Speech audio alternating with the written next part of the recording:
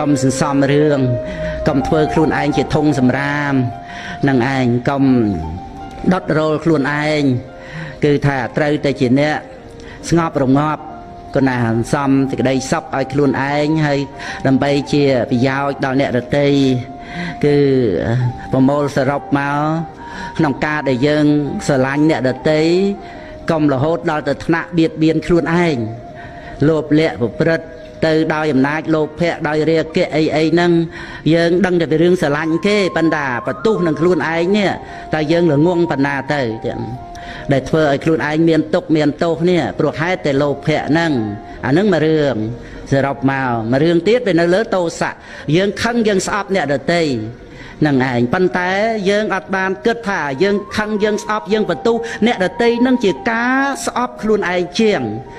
ណាបន្ទុះខ្លួនឯងជាងយើងអត់បានដឹងទេហើយមួយទៀតរឿងមោហៈ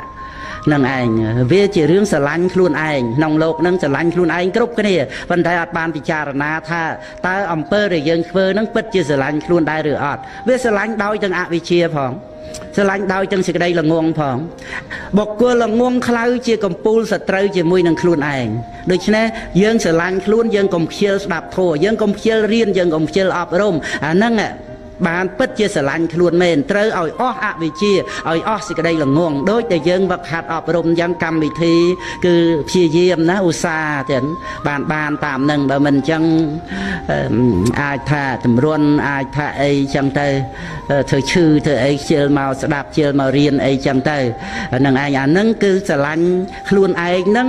ស្រឡាញ់ដោយទាំងសេចក្តីល្ងងហើយអាណិតមោហៈនឹងឯងអាណិតអវិជ្ជានឹងហើយដូច្នេះគឺសរុបមក3ធัวដែលរៀបរាប់ច្រើនទៅទៀតគឺនៅតែ3ហ្នឹងនឹងឯងលោភៈកុំស្រឡាញ់អ្នកដទៃដល់ទៅថ្នាក់ស្អប់ខ្លួនឯង